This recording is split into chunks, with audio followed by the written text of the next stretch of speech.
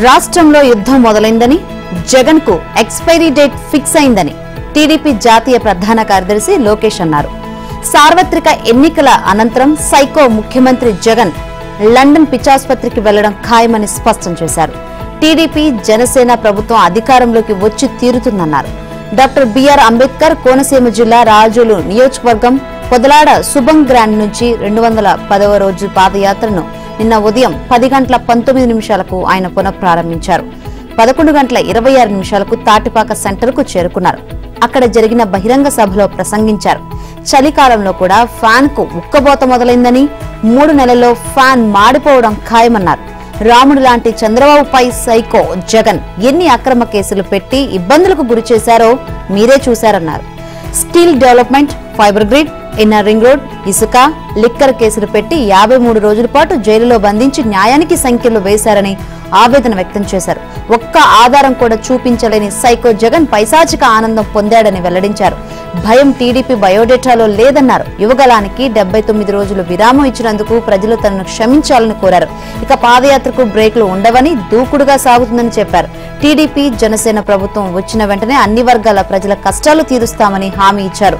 ముందుకు సాగనిస్తే పాదయాత్ర, అడ్డుకుంటే దండయాత్రే అని హెచ్చరించారు. తెలుగుదేశం పార్టీ అధినేత చంద్రబాబు త్వరలోనే ప్రజల్లోకి రానున్నారు. డిసెంబర్ మొదటి వారం నుంచి ఆయన రాజకీయ కార్యక్రమాలు ప్రారంభమవుతాయని ఆ పార్టీ వర్గాలు తెలిపాయి. కంటి శస్త్రచికిత్స తర్వాత కొన్ని రోజులుగా ఆయన విశ్రాంతి తీసుకుంటున్నారు. కొన్ని రోజుల్లో కంట్లో దుమ్ము పడకుండా జాగ్రత్త పడాలని వైద్యులు సూచించడంతో ఇంటికే పరిమితమయ్యారు. అయినా కొన్ని నియోజకవర్గాల నేతలను పిలిపించుకొని విడివిడిగా మాట్లాడుతున్నారు. కంటి చికిత్స తర్వాత మొదటిసారి సోమవారం ఆయన బయటకు వచ్చి ఢిల్లీ వెళ్లారు. సుప్రీంకోర్టు సీనియర్ న్యాయవాది సిద్ధార్థ లూథ్రా కుమారుడి వివాహ రిసెప్షన్ లో పాల్గొనే నిమిత్తం తన సతీమణితో కలిసి వెళ్లారు. ఈ నెల 30వ తేదీన ఆయన తిరుమలకు వెళ్తున్నారు. ఆ రాత్రి అక్కడే బస్ చేసి 1వ తేదీ ఉదయం శ్రీవారి దర్శనం చేసుకుంటారు. వాస్తవానికి మధ్యంతర బెయిల్పై జైలు నుంచి బయటకు రాగానే మొదట తిరుమలకే వెళ్లాలని ఆయన అనుకున్నారు. కానీ అనారోగ్య సమస్యలు ఉండడంతో వైద్యుల సూచనతో హైదరాబాద్ వెళ్లారు. అవన్నీ సర్దుకోవడంతో ఇప్పుడు తిరుమల వెళ్తున్నారు. శ్రీవారి దర్శనం తర్వాత అదే రోజు విమానంలో అమరావతి వస్తారు. తర్వాతి రోజుల్లో బెజవాడ దుర్గమ్మ, సింహాచలం అప్పన్న, శ్రీశైలం మల్లన్నను దర్శించుకోవాలని ఆయన భావిస్తున్నారు. ఆ తర్వాత నుంచి పూర్తి స్థాయి రాజకీయ కార్యకలాపాల్లో పాల్గొని వేగం పెంచుతారని టీడీపీ వర్గాలు తెలిపాయి. రాష్ట్రంలోని 3 ప్రాంతాల్లో ఆయన 3 బహిరంగ సభలు నిర్వహిస్తే ఎలా ఉంటుందని నాయకత్వం యోచిస్తుంది. లోకేష్ పాదయాత్ర ముగింపు సందర్భంగా ఉత్తరాంధ్రలో డిసెంబర్లో భారీ బహిరంగ సభ ఉంటుంది. అందువల్ల ఉత్తరాంధ్రను మినహాయించి మిగిలిన 2 ప్రాంతాల్లో 2 సభలు నిర్వహించే అవకాశం ఉంది. మద్యం దుకాణాలకు ప్రివిలేజ్ ఫీజు విధింపు నిబంధన తొలగించి ప్రభుత్వ ఖజానాకు నష్టం చేకూర్చారని సిఐడి పెట్టిన కేసులో తీర్పు వెలువరించే వరకు మాజీ సీఎం చంద్రబాబు, మాజీ మంత్రి కొల్లు రవీంద్రలపై ఎలాంటి తొందరపాటు చర్యలు తీసుకోవద్దని హైకోర్టు సిఐడిని ఆదేశించింది. ముందస్తు బెయిల్ కోరుతూ వారు వేరువేరుగా దాఖలు చేసిన పిటిషన్లపై తన తీర్పును రిజర్వ్ చేసింది. ఈ మేరకు న్యాయమూర్తి జస్టిస్ టి మల్లికార్జునరావు సోమవారం ఆదేశాలిచ్చారు. రాష్ట్రంలోని 2 బ్రూవరీస్, 3 డిస్టిలరీలకు లబ్ధి చేకూర్చే విధంగా నిర్ణయాలు తీసుకోవడం ద్వారా ప్రభుత్వ ఖజానాకు నష్టం చేకూర్చారని రాష్ట్ర బ్రేవరీస్ ఎండీ డి వాసుదేవరెడ్డి ఇచ్చిన ఫిర్యాదు ఆధారంగా సిఐడి కేసు నమోదు చేసింది. ముందస్తు బెయిల్ కోరుతూ చంద్రబాబు, రవీంద్ర హైకోర్టును ఆశ్రయించడం, వ్యాజ్యాలపై గురువారం వాదనలు ముగియడంతో లిఖితపూర్వక వాదనలు సమర్పించేందుకు విచారణ సోమవారానికి వాయిదా పడిన విషయం తెలిసిందే. నిత్యం పారదర్శకత అంటూ గొప్పలు చెప్పే గనుల శాఖ డైరెక్టర్ వెంకటరెడ్డి న్యాయ కమిషన్ కు అడ్డంగా దొరికిపోయారు. బీచ్ శాండ్ మైనింగ్ టెండర్లలో లోపాలను కమిషన్ గుర్తించింది. టెండర్ డాక్యుమెంట్ సవరించాల్సిందే అని స్పష్టం చేసింది. ఇప్పుడు ఆయన ఏం చేస్తారు?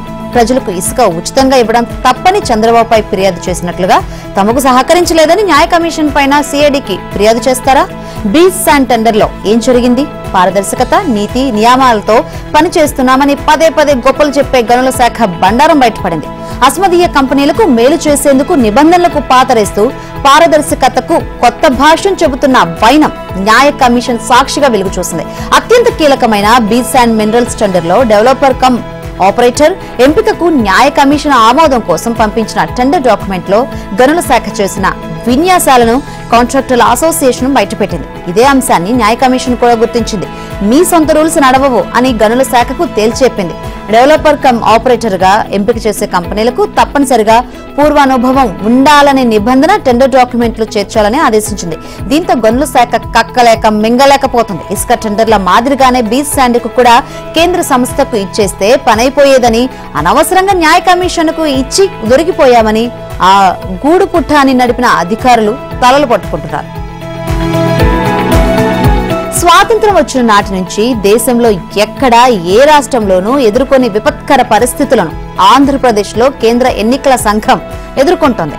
అధికార పక్షమైన వైసీపీ అక్రమాలు ఎన్నికల అధికారులకు కంటి మీద కొనుకు లేకుండా చేస్తున్నాయి. మరోవైపు ఓటర్ల జాబితాలో అక్రమాలపై విపక్షాలు, ప్రజా సంఘాలు పోరాటాన్ని ఉధృతం చేశాయి. వాటికి సమాధానం చెప్పలేక, అటు అక్రమాలు సరిదిద్దలేక వారు ఉక్కిరిబిక్కిరవుతున్నారు. సార్వత్రిక ఎన్నికలు దగ్గర పడుతుండటంతో వారి పరిస్థితి అడకత్తెరలో పోక చెక్కలా మారిందనే అభిప్రాయం సర్వత్రా వ్యక్తమవుతుంది. పార్టీలు, ఓటర్ల ఫిర్యాదులు అందినప్పుడు కింది స్థాయిలో జరుగుతున్న అవకతవకలపై చర్యలు తీసుకోవాలని కలెక్టర్లకు చెప్పడం తప్ప స్వతంత్రంగా చర్యలు తీసుకునే అధికారం లేకపోవడం వల్లే ఈ పరిస్థితి ఏర్పడిందని, ఎన్నికల అధికారులు లెక్కలేనితనంతో వ్యవహరిస్తున్నారన్న ఆరోపణలు వస్తున్నాయి. ముసాయిదా ఓటర్ల జాబితాలోని అవకతవకలు, ఫామ్స్ అండ్ దరఖాస్తులతో అధికార పార్టీ నాయకులు, కింది స్థాయిలోని కొందరు అధికారులు కుమ్మక్కై ప్రతిపక్ష సానుభూతి పర్ల ఓట్లు తొలగించి నా చర్యలు తీసుకోలేకపోతుంది. కలెక్టర్లు, కింది స్థాయి ఎన్నికల సిబ్బంది, మంత్రులు, ఎమ్మెల్యేలు అధికార పార్టీ నాయకుల ఒత్తిళ్లతో నిబంధనల ప్రకారం వ్యవహరించకుండా తూతూ మంత్రంగా విచారణ చేస్తున్నారు. ఏపీలోని అధికార వైసీపీ పార్టీ విచ్చలవిడిగా దొంగ ఓట్లు నమోదు చేస్తోందని ప్రతిపక్షాలు తీవ్ర స్థాయిలో ఆరోపణలు చేస్తున్నాయి. ఈ అంశంపై మాజీ ఎన్నికల కమిషనర్ నిమ్మగడ్డ రమేష్ కుమార్ నేతృత్వంలోని సిటిజన్ ఫర్ డెమోక్రసీ సంస్థ ప్రజా ప్రయోజన వ్యాజ్యం దాఖలు చేసింది. దీనిపై ఇవాళ దేశ అత్యున్నత న్యాయస్థానం విచారణ చేపట్టనుంది. ఏపీలో వచ్చే ఏడాది మార్చిలో అసెంబ్లీ ఎన్నికలు జరగనున్నాయి. ఈ నేపథ్యంలో అధికార పార్టీ విచ్చలవిడిగా దొంగ ఓట్లు నమోదు చేస్తోంది. నిమ్మగడ్డ రమేష్ కుమార్ నేతృత్వంలోని సిటిజన్ ఫర్ డెమోక్రసీ సంస్థ ప్రజా ప్రయోజన వ్యాజ్యం దాఖలు చేసింది. దీనిపై ఇవాళ దేశ అత్యున్నత న్యాయస్థానం విచారణ చేపట్టనుంది. ఏపీలో దొంగ ఓట్ల నమోదు, వాలంటీర్లు, గ్రామ సచివాలయ సిబ్బందిని ఎన్నికల విధులకు దూరంగా ఉంచాలని దాఖలైన పిటిషన్పై సుప్రీంకోర్టు విచారించనుంది. ఆంధ్రప్రదేశ్ లో వాలంటీర్ వ్యవస్థ మాటున ఎన్నికలను ప్రభావితం చేసే కుట్ర జరుగుతుందని, వారి ద్వారా చట్ట విరుద్ధంగా వ్యక్తిగత సమాచార సేకరణ చేస్తున్నారని సిటిజన్ ఫర్ డెమోక్రసీ సంస్థ తన పిటిషన్లో పేర్కొంది. ఎన్నికల్లో అక్రమాలకు తావిస్తున్న వాలంటీర్ వ్యవస్థను రద్దు చేయాలని సుప్రీంకోర్టుకు విజ్ఞప్తి చేసింది. ఈ ఏడాది రాయలసీమతో పాటు కోస్తా జిల్లాలోనూ కరువు ఛాయలు కనిపిస్తున్నాయి. తీవ్ర వర్షాభావంతో రాయలసీమలో రబీ సీజన్లో వర్షాధారంగా స్వల్పకాలిక పంటలు వేస్తుండగా, కోస్తాలోని 6-7 జిల్లాలో అసలు రబీ సాగే మొదలు కాలేదు. సీజన్ మొదలై 2 నెలలవుతున్నా వర్షాలు చాలక, సాగునీరు లేక 20% విస్తీర్ణం కూడా సాగులోకి రాలేదు. సాగునీటి సమస్యతో చాలా జిల్లాల్లో రైతులు రెండో పంట వేయలేకపోతున్నారు. ఇప్పటి వరకు అనకాపల్లి, కాకినాడ, కోనసీమ, పశ్చిమ గోదావరి జిల్లాలో మచ్చుకైన ఒక్కరు విత్తనం నాటలేదు. శ్రీకాకుళం, విజయనగరం, మన్యం, విశాఖపట్నం, తూర్పు గోదావరి, కృష్ణా, పల్నాడు, నెల్లూరు జిల్లాలో 5% కూడా విత్తనం పడలేదు.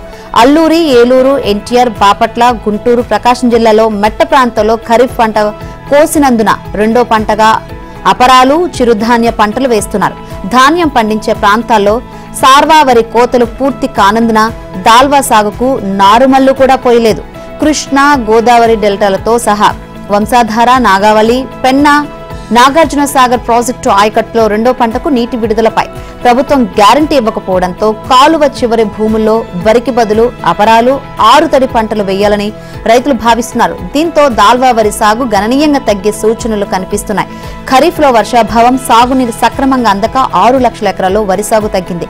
వర్షాభావం కొనసాగుతూ జలాశయాల్లో నీరు అడుగంటున్నందున రబీలోనూ వరి సాగు తగ్గడం ఖాయమని రైతు సంఘాలు పేర్కొంటున్నాయి.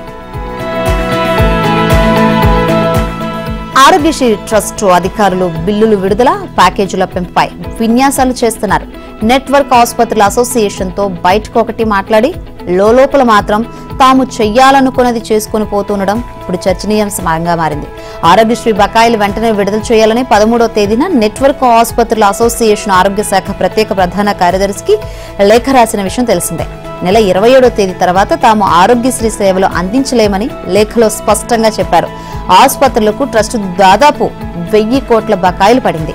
ఈ నిధులు ఇప్పటికిప్పుడు విడుదల చేయడం సాధ్యం కాదు. ప్రభుత్వం వద్ద ఆ స్థాయిలో నిధులు కూడా అందుబాటులో లేవు. దీంతో ఆరోగ్యశ్రీ అధికారులు 2 దారులు వెతుక్కున్నారు. గత 2-3 రోజుల నుంచి నెట్వర్క్ ఆసుపత్రుల అసోసియేషన్ తో చర్చలు జరుపుతున్నారు. ప్రభుత్వ ప్రధాన కార్యదర్శి జవహర్ రెడ్డికి కూడా సీన్ లోకి వచ్చి ఈ చర్చల్లో పాల్గొంటున్నారు. ఒకవైపు చర్చలు నడుస్తున్న సమయంలోనే ఆరోగ్యశ్రీ ట్రస్ట్ మరో దారిలో అసోసియేషన్ కు సంబంధం లేకుండా ఆసుపత్రులను నేరుగా సంప్రదిస్తుంది. సంతకాల కోసం వారిపై ఒత్తిడి తెస్తుంది. మా ఆసుపత్రికి ప్రభుత్వం నుంచి రావాల్సిన బకాయిలు వచ్చేశాయి, ప్రభుత్వంతో పెద్దగా మాకు సమస్యలేమీ లేవు అంటూ ఒక లేఖను ట్రస్ట్ అధికారులు సిద్ధం చేశారు. ఆ లేఖలను కొన్ని నెట్వర్క్ ఆసుపత్రుల వద్దకు తీసుకెళ్లి సంతకాలు చేయాలంటూ ఒత్తిడి చేస్తున్నట్టు తెలుస్తుంది. సంతకాలు చేయకపోతే ప్రభుత్వం ఎలాంటి చర్యలు తీసుకుంటుందో అన్న భయంతో కొన్ని నెట్వర్క్ ఆసుపత్రులు యాజమాన్యాలు అంగీకార లేఖలు అందించాయి. స్కిల్ కేసులో టీడీపీ అధినేత చంద్రబాబుకు ఏపీ హైకోర్టు ఇచ్చిన బెయిల్ ను రద్దు చేయాలని సిఐడి సుప్రీంకోర్టులో దాఖలు చేసిన పిటిషన్ పై మంగళవారం విచారణ జరగనుంది. అయితే ఇప్పటికే ఈ కేసులో విజయవాడ ఏసీబీ కోర్టు ఇచ్చిన రిమాండ్ ఉత్తర్వులను సస్పెండ్ చేయాలని కోరుతూ చంద్రబాబు దాఖలు చేసిన క్వాష్ పిటిషన్ పై తీర్పును కూడా సుప్రీంకోర్టు రిజర్వ్ చేసింది. ఈ 2 కేసులు కూడా జస్టిస్ అనిరుద్ధ బోస్, జస్టిస్ బేలా ఎం త్రివేది ధర్మాసనం ముందు విచారణకు రావాల్సి ఉంది. అయితే సుప్రీంకోర్టులో మంగళవారం ఏం జరుగుతుందనేది ఉత్కంఠ నెలకొంది. చంద్రబాబుపై ఏపీ సిఐడి నమోదు చేసిన స్కిల్ డెవలప్మెంట్ కేసులో ఆయన అరెస్ట్ చేసి 53 రోజుల పాటు రిమాండ్లో ఉంచారు. చంద్రబాబును ఈ కేసులో 37వ నిందితుడిగా చేర్చగా మిగతా వారందరికీ బెయిల్ లేదా ముందస్తు బెయిల్ మంజూరైంది. సుప్రీంకోర్టు కూడా ఈ కేసులో కొంతమందికి ముందస్తు బెయిల్ ఇచ్చింది. ఈ నేపథ్యంలోనే రాజమండ్రి సెంట్రల్ జైలులో చంద్రబాబు ఆరోగ్యం బాగోలేదని వైద్య బృందం ఇచ్చిన నివేదికతో ఆయనకు హైకోర్టు మధ్యంతర బెయిల్ ఇచ్చింది. ఆ తర్వాత చంద్రబాబుకు హైకోర్టు రెగ్యులర్ బెయిల్ ఇచ్చింది. ప్రధానమంత్రి నరేంద్ర మోదీ నిన్న తిరుమల శ్రీవారిని దర్శించుకున్నారు. మొన్న రాత్రి తిరుమలకు చేరుకున్న ప్రధాని అక్కడే బస చేశారు. నిన్న ఉదయం 7:30 తిరునామాలు ధరించి సంప్రదాయ వస్త్రధారణతో ఆలయ మహాద్వారం వద్దకు చేరుకున్నారు. ఆలయ అర్చక బృందం, TTD chairman Karunakar Reddy, EO Dharma Reddy ఆలయ మర్యాదలతో స్వాగతం పలికారు. ఆలయంలోకి వెళ్లిన ప్రధాని మోదీ ముందుగా ధ్వజస్తంభానికి మొక్కి తర్వాత గర్భాలయంలోని మూలమూర్తిని దర్శించుకున్నారు. ఆ సందర్భంగా అర్చక స్వాములు శ్రీవారి విశేషాలు, అలంకరించిన ఆభరణాలు, ప్రత్యేకతలను ఆయనకు వివరించారు. తర్వాత ధ్వజస్తంభాన్ని తాకుతూ రంగనాయక మండపానికి చేరుకోగా వేద పండితులు శేష వస్త్రాన్ని అందించి వేద ఆశీర్వచనం చేశారు. అనంతరం ప్రధానికి టీటీడీ చైర్మన్, ఈవో శ్రీవారి లడ్డూ ప్రసాదాలు, 2024 డైరీ క్యాలెండర్, శ్రీవారికి అలంకరించిన పుష్పాలతో రూపొందించిన చిత్రపటం, కాఫీ టేబుల్ బుక్, పంచగవ్య ఉత్పత్తులను అందజేశారు. అనంతరం ప్రధాని ఆలయం వెలుపలకు వచ్చి మహాద్వార వద్ద ప్రదక్షిణ చేసి మరోసారి శ్రీవారికి నమస్కరించుకున్నారు. సుమారు 40 నిమిషాల పాటు ఆలయంలోనే గడిపారు. కార్తీక పౌర్ణమి వేడుకలు తెలుగు రాష్ట్రాల్లో భక్తి శ్రద్ధలతో నిర్వహించుకున్నారు. తెల్లవారుజాము నుంచే శివాలయాన్ని భక్తులు రాకతో కిక్కిరిసిపోయాయి. అయితే శ్రీశైలం, వేములవాడ, దక్షిణ కాశీగా పేరొందిన గిద్దలూరులోని పాతాళ నాగేశ్వర స్వామి దేవాలయానికి భక్తులు పోటెత్తారు. మహిళలు కార్తీక దీపాలు వెలిగించి స్వామివారిని దర్శించుకుని పూజలు చేశారు. స్థానిక వరసిద్ధి వినాయక స్వామి, అమ్మవారి శైల, అభయాంజనేయ స్వామి, అయ్యప్ప స్వామి, వెంకటేశ్వర స్వామి దేవాలయాల్లో భక్తులు కార్తీక దీపాలు వెలిగించారు. కుసుమ హరనాథ మందిరం ఆవరణలో సామూహిక అహాషేకాలు చేశారు. దీంతో శివాలయాలు భక్తులతో పోటెత్తాయి. ఈ సందర్భంగా మహిళలు పెద్ద సంఖ్యలో ఆలయాలకు చేరుకొని దీపాలు వెలిగించి మొక్కులు తీర్చుకున్నారు. దీంతో నగరాలు, పట్టణాలు, గ్రామాల్లోని ఆలయాలు భక్తులతో సందడి వాతావరణం నెలకొంది. పలుచోట్ల భక్తులకు అన్నదానం చేశారు. దేశంలో మతపిచ్చి పార్టీ ఒకటి పాలన సాగిస్తోంది. ఆ పార్టీకి ఎంతసేపు మసీదులు, దర్గాలు తవ్వుదామా, మంటలు పెడదామా అన్న ఆలోచన తప్ప వేరే పనేమీ ఉండదన్నారు సీఎం కేసీఆర్. ఏదో రకంగా ప్రజల మధ్య లొల్లి పెట్టడమే ఆ పార్టీ పని అంటూ బీజేపీని ఉద్దేశించి కేసీఆర్ ఆరోపణలు గుప్పించారు. తానున్నంత వరకు తెలంగాణ సెక్యులర్ గానే ఉంటుందని, హిందువులు, ముస్లింలు తనకు 2 కళ్ళు అని పేర్కొన్నారు. గత 10 ఏళ్ల పాలనలో రాష్ట్రంలో ఎక్కడా ఒక్క గొడవ జరగలేదని, భవిష్యత్తులోనూ అలాగే ఉంటామని, ఈ విషయంలో ప్రాణం పోయినా రాజీ పడే ప్రసక్తే లేదన్నారు. మైనారిటీల సంక్షేమం తన బాధ్యత అని, మైనారిటీల పిల్లల కోసం తాను గురుకులాలు తెచ్చానని చెప్పారు. బీజేపీకి ఓటేస్తే మురికి కాలువల్లో వేసినట్లేనన్నారు. కాంగ్రెస్ కు అధికారం కట్టబెడితే ఆ పార్టీ నాయకులకు ఢిల్లీ నుంచి గల్లీకి తిరగడానికే టైం సరిపోదు, మరి అభివృద్ధి చేసే తీరిక వారికెక్కడ ఉంటుందని అన్నారు. అదే బీఆర్ఎస్ పాలన అయితే మనకు మనమే బాసులం అన్నారు. ఎన్నికలు వస్తుంటాయి, పోతుంటాయి, కానీ బీఆర్ఎస్ పుట్టింది మాత్రం తెలంగాణ ప్రజల కోసమేనని గుర్తుంచుకోవాలని అన్నారు. ధరణి పోర్టల్ని ఎత్తివేస్తే రాష్ట్రంలో భూ పంచాయతీలు పెరుగుతాయని హెచ్చరించారు. భూమేత కోసమే కాంగ్రెస్ నేతలు ధరణిని రద్దు చేస్తామంటున్నారన్న విషయాన్ని గుర్తుపెట్టుకోవాలని రైతులకు సూచించారు. కౌలు రైతులకు కూడా రైతు బంధు అమలు చేస్తే తమ సొంత భూములపై యజమానులు హక్కులు కోల్పోయే ప్రమాదం ఉందని పేర్కొన్నారు. పొరపాటున కాంగ్రెస్ గెలిస్తే రైతు బంధు రాదని, హైదరాబాద్ లో అల్లర్లు, కర్ఫ్యూలే ఉంటాయని హెచ్చరించారు.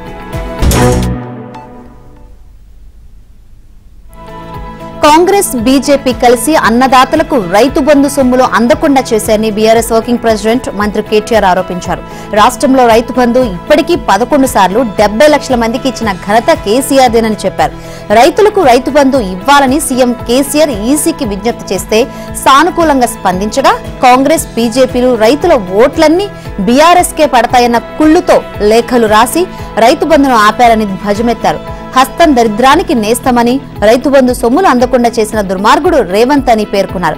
కాంగ్రెస్ కు వస్తే కరెంటు ఉండదని, అలాంటి దరిద్రపు కాంగ్రెస్ పాలన మళ్లీ కావాలా అని ప్రశ్నించారు. కరీంనగర్ జిల్లా హుజూరాబాద్, మంచిర్యాల జిల్లా చెన్నూరు, జగిత్యాల జిల్లా వెల్గుటూరు, పెద్దపల్లి జిల్లా సుల్తానాబాద్, ములుగు జిల్లా ఏటూరు నాగారం, హైదరాబాద్ లోని ముషీరాబాద్ లో నిర్వహించిన రోడ్ షోల్లో కేటీఆర్ పాల్గొన్నారు.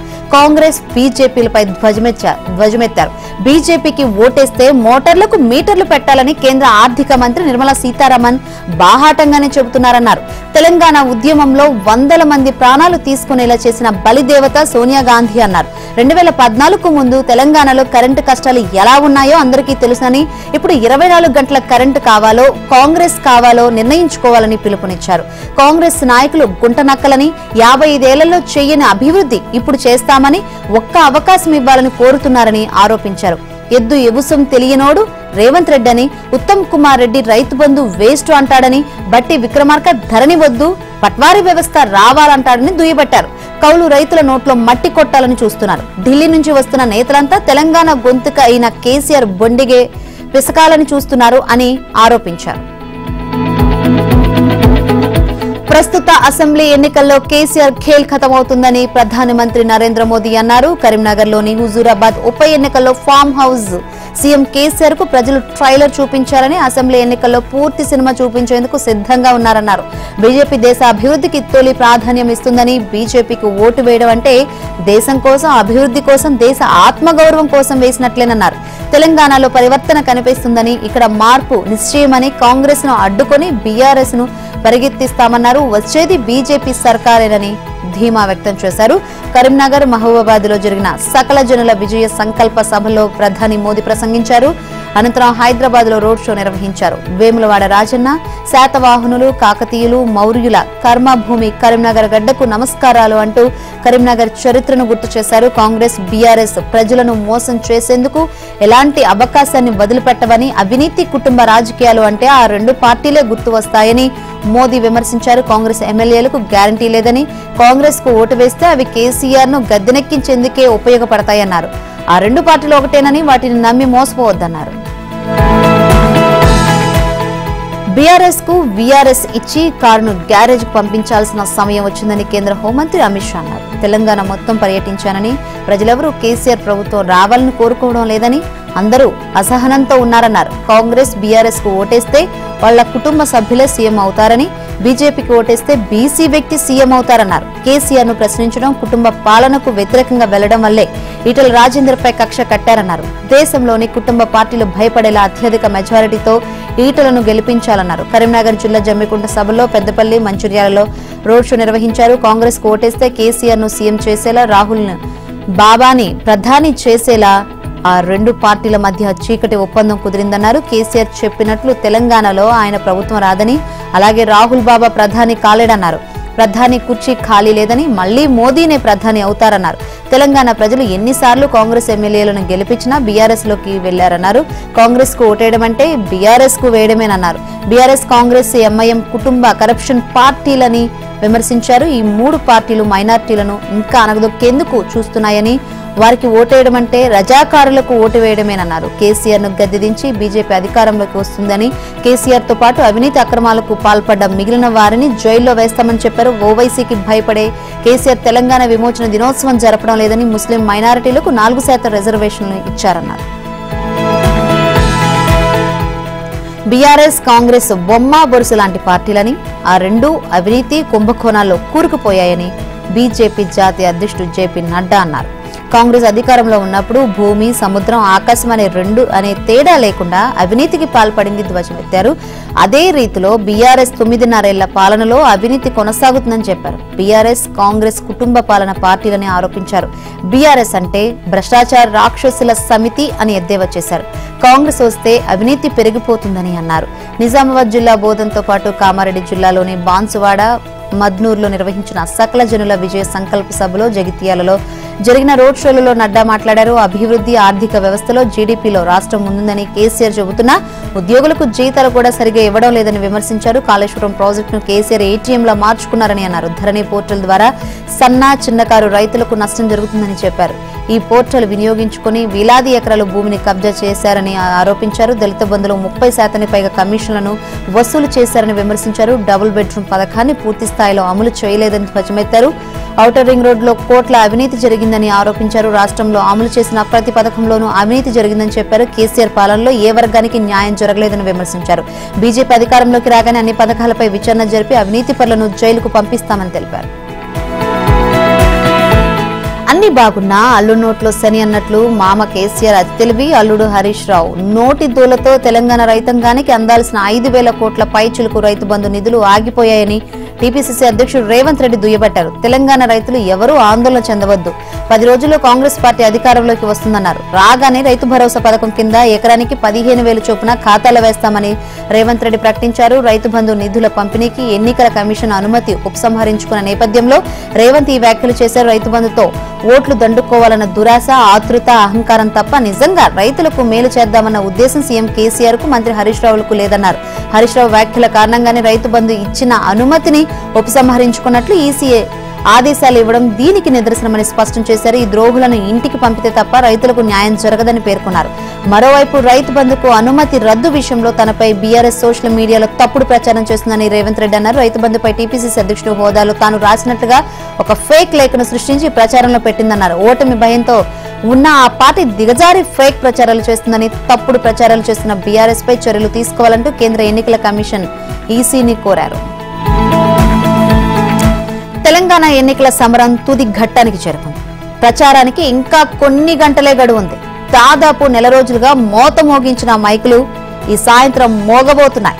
ప్రచార రథాలకు బ్రేకులు పడనున్నాయి. మరోవైపు ప్రలోభాల పర్వానికి తెరలేచింది.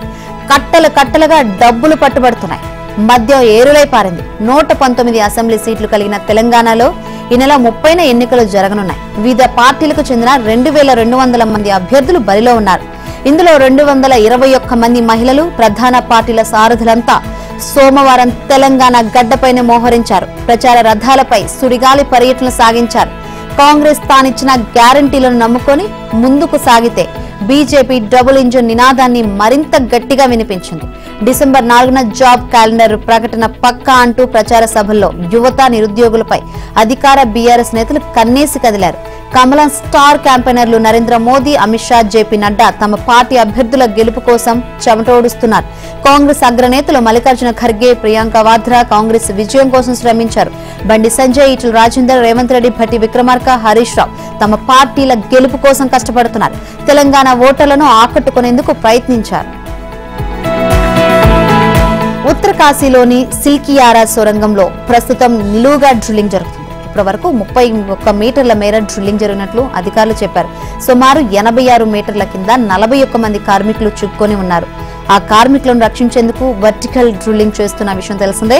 1.2 మీటర్ల వెడల్పు ఉన్న పైప్ లైన్ వేసేందుకు డ్రిల్లింగ్ జరుగుతుంది. అయితే ప్రస్తుతం ఉత్తరాఖండ్ లో వాతావరణం అనుకూలంగా లేదు. రాబోయే 2 రోజుల్లో వర్షాలు, స్నోఫాల్ ఉంది. నవంబర్ 27వ తేదీన వర్ష సూచన ఉన్నట్లు వెదర్ శాఖ వార్నింగ్ ఇచ్చింది. దాదాపు 100 గంటల్లో 86 మీటర్ల లోతు డ్రిల్లింగ్ చేయనున్నట్లు రూరల్ శాఖ అదనపు కార్యదర్శి అహ్మద్ తెలిపారు. ఒకవేళ ఎటువంటి ఆటంకం ఎదురుకాకుంటే అనుకున్న సమయానికే డ్రిల్లింగ్ పూర్తవుతుందన్నారు. అయితే ఏదో ఒక దశలో మాత్రం డ్రిల్లింగ్ మిషన్ నీడిల్ను మార్చాల్సి ఉంటుందన్నారు. ప్రధానమంత్రి నరేంద్ర మోదీ కేబినెట్ మంత్రులతో నేడు 2 కీలక సమావేశాలు నిర్వహించనున్నారు. ప్రధాని అధ్యక్షతన వహించే ఈ సమావేశాలను సాయంత్రం 6 గంటలకు ఒకసారి, 8 గంటలకు రెండోసారి తన నివాసంలోనే ఆయన నిర్వహించనున్నట్లు తెలుస్తుంది. అయితే ఈ సమావేశాల ఎజెండా ఏమిటనేది తెలియలేదు. తెలంగాణ అసెంబ్లీ ఎన్నికల ప్రచారం ఇవాళ సాయంత్రం ముగుస్తుండటంతో ప్రధాని కేబినెట్ భేటీ ప్రాధాన్యత సంతరించుకుంది. ఇక నుంచి 2024 లోక్సభ ఎన్నికల సన్నాహాలపై అంతా దృష్టి సారించాలని ప్రధాని దిశానిర్దేశం చేసే అవకాశం ఉందని తెలుస్తోంది. ప్రస్తుతం నడుస్తున్న పలు భారీ ప్రాజెక్టుల ప్రగతిని కూడా ఈ సమావేశంలో ప్రధాని సమీక్షించి లోక్సభ ఎన్నికలకు ముందే వాటిని పూర్తి చేయాలని తన కేబినెట్ సహచరులను అడిగే అవకాశం ఉందని అంటున్నారు. పార్లమెంటు శీతాకాల సమావేశాల ప్రారంభ తేదీలపై స్తబ్దత వేడింది. 5 రాష్ట్రాల ఎన్నికల ఫలితాలు డిసెంబర్ 3న వెలువడనున్న మరుసటి రోజు డిసెంబర్ 4 నుంచి సమావేశాలు మొదలు కానున్నాయని సమాచారం. డిసెంబర్ 22 వరకు కొనసాగనున్నాయని తెలుస్తుంది. ఈ మేరకు పార్లమెంటరీ వ్యవహారాల మంత్రి ప్రహ్లాద్ జోషి డిసెంబర్ 2న అఖిలపక్ష సమావేశాన్ని ఏర్పాటు చేయనున్నారని జాతీయ మీడియా తెలిపింది. ఈ సమావేశాల్లో పలు కీలక బిల్లులు సభ ముందుకు వచ్చే అవకాశం ఉంది. నిజానికి పార్లమెంటు సెషన్ ప్రారంభానికి ఒకరోజు డిసెంబర్ 3న అఖిలపక్ష సమావేశం జరగాల్సి ఉన్నప్పటికీ అదే రోజున 5 రాష్ట్రాల ఎన్నికల ఫలితాలు ఉండడంతో డిసెంబర్ 2న సమావేశం అవనున్నారు. కీలక బిల్లులు ఆమోదింపజేసుకోవాలని చూస్తున్న ఎన్డీఏ సర్కార్పై 5 రాష్ట్రాల అసెంబ్లీ ఎన్నికల ఫలితాలు ప్రభావం చూపించవచ్చనే రాజకీయ విశ్లేషకులు చెబుతున్నారు. హోంపై స్టాండింగ్ కమిటీ ఇప్పటికే 3 నివేదికలను ఆమోదించినందున ఐపీసీ, సిఆర్పీసీ, ఎవిడెన్స్ యాక్ట్ల స్థానంలో 3 కీలక బిల్లులను ఈ సెషన్లో ప్రవేశపెట్టనున్నట్లు తెలుస్తోంది. బీఆర్ఎస్, బీజేపీవి పెద్దల ప్రభుత్వాలవి, ప్రపంచంలోనే ధనిక పార్టీలని, ధనికుల కోసం అధికారంలో ఉండడమే వారి ధ్యేయమని కాంగ్రెస్ అగ్రనేత ప్రియాంక గాంధీ అన్నారు. 10 ఏళ్లలో పేదల సొమ్మును అదానీ, అంబానీ లాంటి పెట్టుబడిదారులకు దోచిపెట్టాయని ఆరోపించారు. అదానికి ప్రధాని మోదీ వేలాది కోట్ల రుణాలను మాఫీ చేసి రోజుకు 1600 కోట్లు సంపాదించుకునేందుకు పోర్టులు, ఎయిర్పోర్టులు, కంపెనీలు అప్పగిస్తున్నారని మండిపడ్డారు.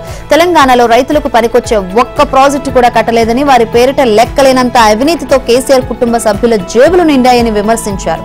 నిత్యావసర ధరలు ఆకాశాన్ని అంటాయని, కేంద్ర రాష్ట్ర ప్రభుత్వాలు పట్టించుకోకపోవడంతో ప్రజల ఆర్థిక పరిస్థితి దిగజారిపోతుందని ఆవేదన వ్యక్తం చేశారు. ఈ ప్రభుత్వాలు సామాన్య ప్రజల సమస్యలను తీర్చవని, కాంగ్రెస్ తోనే అది సాధ్యమని చెప్పారు. ఉమ్మడి పాలమూరు జిల్లాలోని కొడంగల్ నియోజకవర్గం, కోస్గి, గద్వాల, యాదాద్రి భువనగిరి జిల్లా భువనగిరిలో పార్టీ అభ్యర్థులు టీపీసీసీ అధ్యక్షుడు రేవంత్ రెడ్డి, సరిత, కుంభం అనిల్ కుమార్ రెడ్డికి మద్దతుగా నిర్వహించిన కాంగ్రెస్ విజయభేరి సభలో ప్రియాంక గాంధీ పాల్గొన్నారు.